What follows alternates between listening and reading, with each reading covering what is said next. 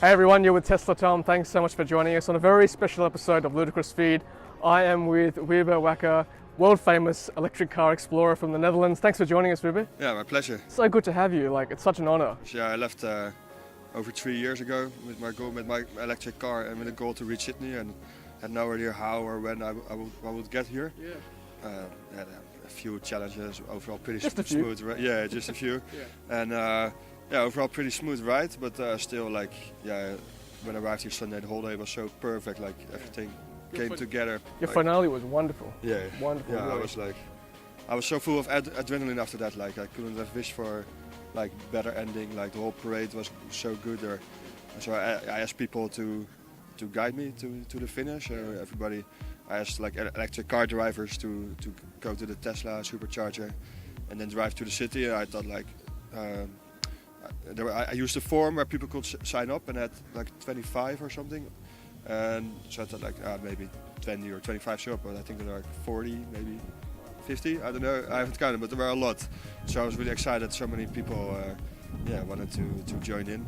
And then the finish itself at the Botanic Garden was beautiful. The location was perfect, and it was. I don't know. There was some kind of vibe that day that I thought was pretty special. Yeah. Did you think in your wildest dreams there'd be that many people following you along your journey? No, I had no idea. No. Of course, I was hoping for a bit. I thought I'm doing something different, so I'm hoping to get some followers. But that was so much. No, I had no idea. Yeah. Well, let's go back to the very beginning when let's just picture 4 years ago when you were or even 3 years ago back in Europe. What made you decide to drop what you were doing and do this journey? Yeah, so it started about 4 years ago actually, 4.5 years ago.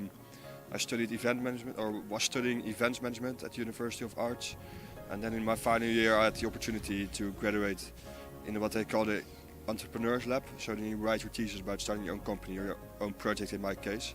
So during my graduation I started organizing this trip. So I had the idea to travel around the world, and then on one side I want to have a professional part, so I can show my skills like concept development, storytelling, marketing, experience design, which was part of my course, and then on the other side combine it with my own interests for photography, videography, environmental issues. And so I was looking for a bit of a crazy concept and figure out what I wanted.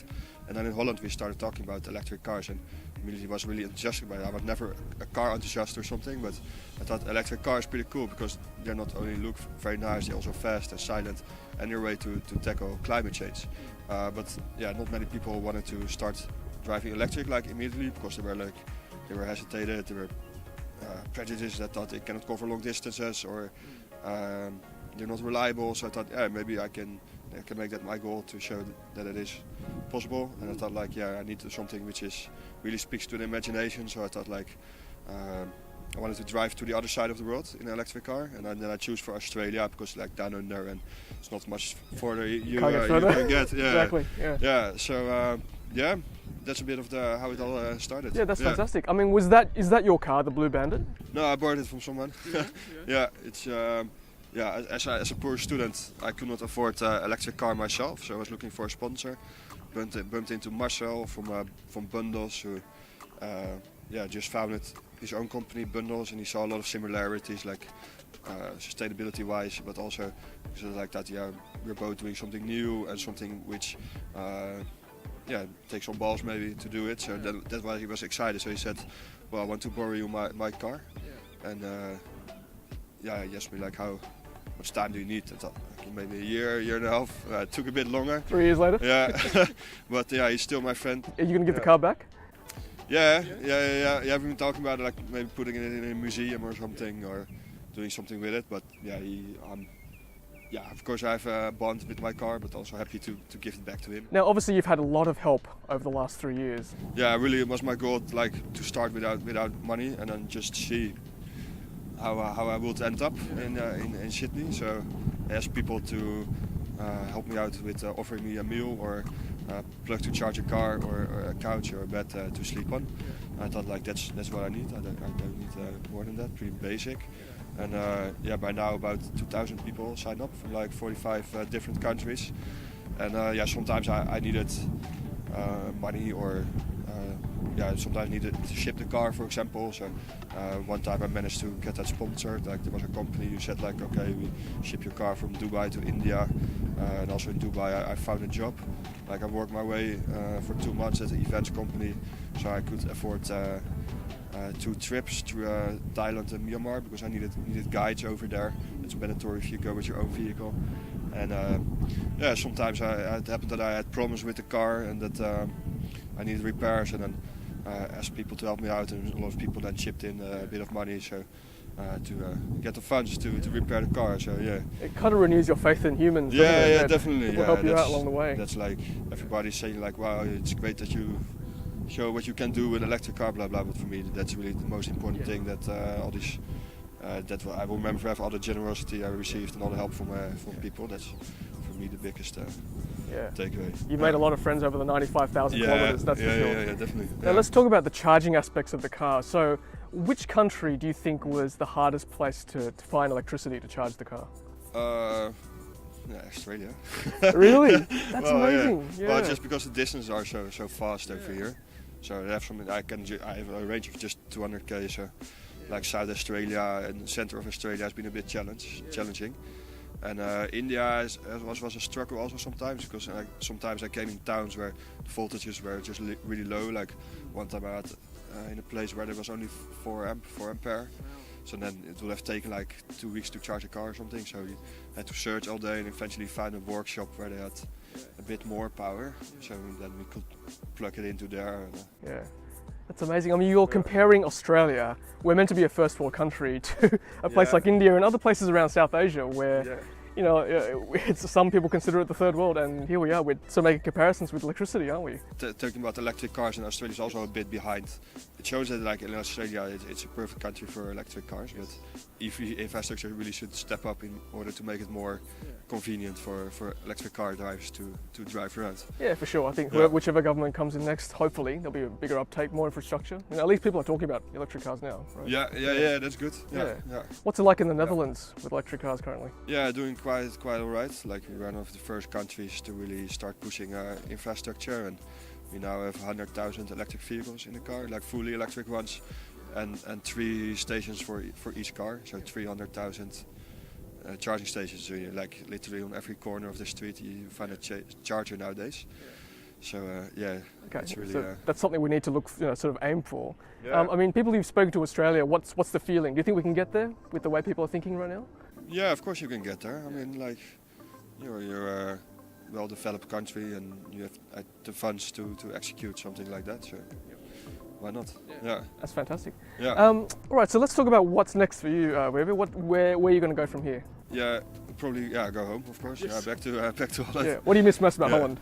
A good festival or a good rave. Yeah. Like in Holland, we're very spoiled with every weekend there are like 5 different festivals you can go to or something. So that's what I something really miss. Like during the summer, then I sometimes see posts on Facebook from my friends like, hey, we're here at this festival, and I think like, oh, I want to be there.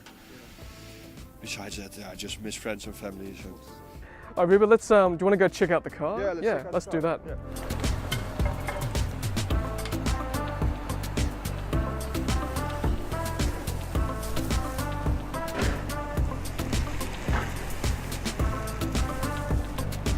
Okay, Wiebe, walk us through your car.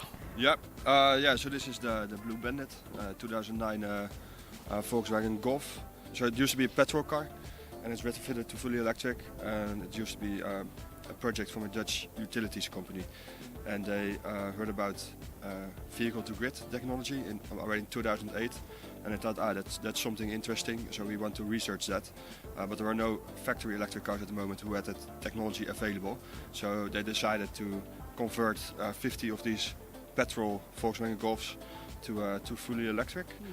So it has 37 kilowatt hours battery and a range about 200 kilometers.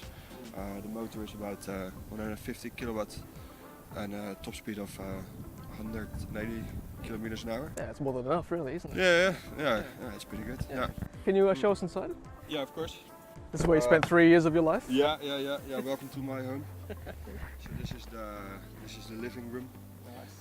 It looks pretty standard, only there in the middle, near the gear, you see a display where you can see various details about the battery. So that was obviously, that's part of the conversion process? Yeah. That's kind of the only thing on the inside that has been adjusted. Yeah. Besides that, it's just pretty standard. Yeah. This is my bedroom and walk-in closet. How many nights have you slept in there, do you reckon? Between 20 and 30, something like that. 20, 30 nights out of 1,200 odd days, isn't it? Something like that? Yep. Yeah. So I think it's still. We removed the back seat also to have more space for luggage. Fantastic.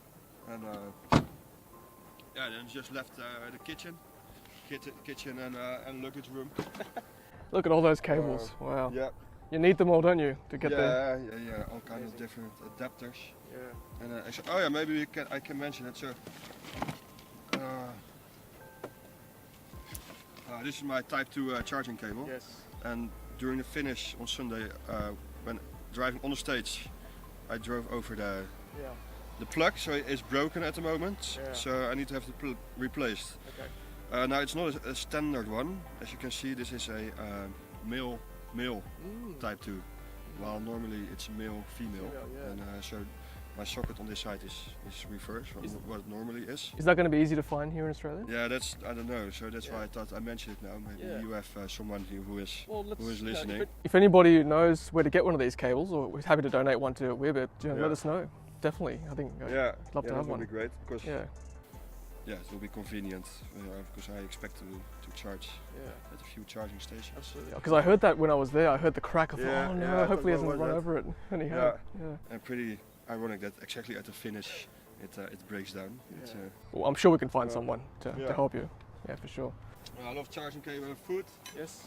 Well, all stocked up. Asian food also. Love Asian food. Yeah. I need to clean this out. It's a big mess actually. Honestly, it's considering how far you've driven, it's actually pretty good condition. Yeah. I must say. Yeah, I think so too. Yeah. So then, this block that's what has been modified. Yeah. So inside here's the charger and batteries. Yep. And then there are more batteries underneath the car between the rear wheels. Mm. Yeah. And the tires, I mean, how many sets of tires would you have gone through? I think about four something, only had one flat tire. Yeah. And I just replaced them out of precaution, had a sponsorship with Michelin, so I just could give them a call and they said, we'll drop new tire somewhere. So that's very nice. That was convenient, it was really good. Did you see my tweet this morning? I asked Elon whether he'd help you with a Model X P100D to drive back to the Netherlands. Oh yeah? Did you see that? Oh no, I didn't see. Okay. Elon, if you're watching, okay. help him out. Yeah. Yeah, I wouldn't hesitate to do that probably in the Model X. Yeah. We thought we could Model 3 even. Oh, Model 3? I figured we could set a land speed record, back home to the Netherlands, as fast as we can. Yeah, I will do that. Yeah, there you go. He's happy to do it. Yeah, awesome.